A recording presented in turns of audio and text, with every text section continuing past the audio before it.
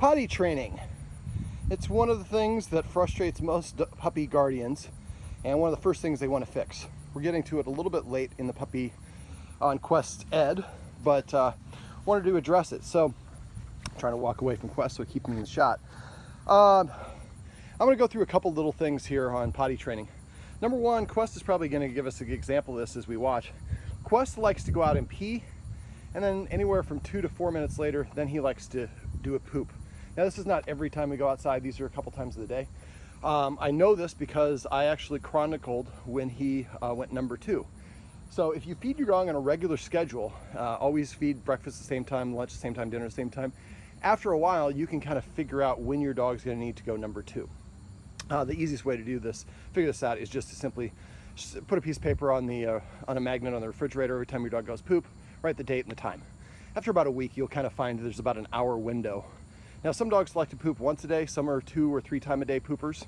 But once you figure out the rhythm, it makes things a lot easier.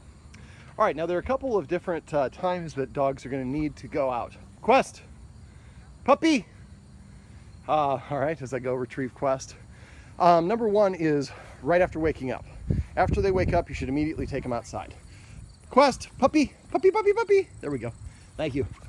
Okay, so after waking up, after eating, about 5 to 15 minutes after eating, they're going to want to go to the bathroom. Some dogs a little bit faster than the 5 minutes, some dogs a little bit slower than the 5 minutes. These are just general averages.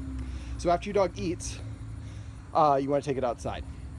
Let me see, the third time that dogs are apt to want to go potty is after heavy playtime. So after your dog gets done playing, or if it just suddenly stops in the middle of playing, that's a good time to take it out. Now I was hoping that Quest would demonstrate this when we took him outside. Well, he is a little bit right now. When a dog is going to poop, usually they start sniffing the ground.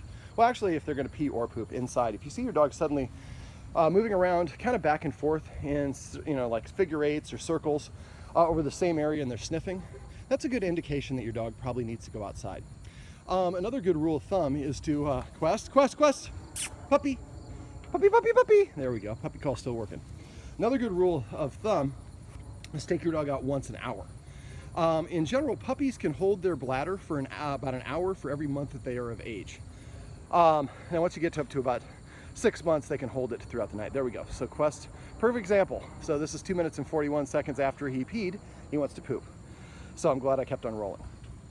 So taking your dog out once an hour is going to help put your dog in a position to succeed. Now let's talk about a couple things you don't ever want to do. Quest, puppy, come. A lot of people, their dog has an accident in front of them, starts peeing on the carpet. They chastise or chew out the dog. Sometimes people would strike the dog or spank its butt or something along those lines. Doing this will make potty training much more difficult, because what you intend or what you think you're saying is, I'm upset with you for going potty in the house. What the dog hears is, you are upset when I potty. But you know what? I kind of got to potty. So the human is pretty irrational. So instead of telling the human why I have to potty, I'm just going to go hide, go behind the couch, go into a different room, do a quick little poop, and then run away. I've had clients that actually take their dogs out on walks, and the dogs refuse to pee or poop on the walk because they chewed them out or punished them because the dog had an accident in front of them.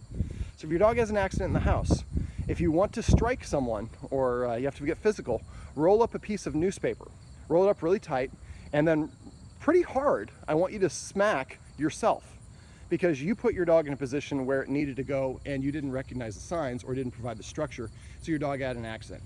If your dog potties in the house, it's not his fault. If it's a puppy, it's your fault. So just put your dog in position to succeed.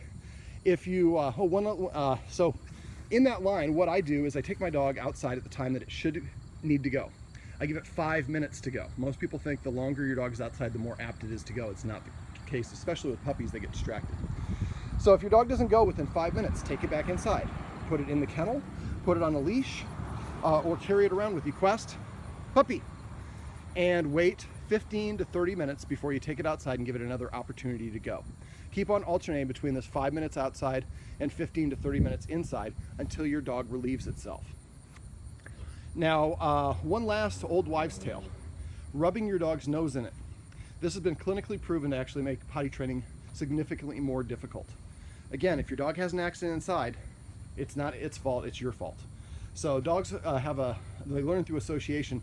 And after about 3 or 4 seconds after they get done doing something, they can't make the connection. So if you strike your dog, yell at it, rub its nose in the urine or poop, after the fact, the dog just thinks you're mean. It's not teaching it anything. All right, in the next video, we're going to talk about how we can tell your dog that it's a good thing to go potty outside.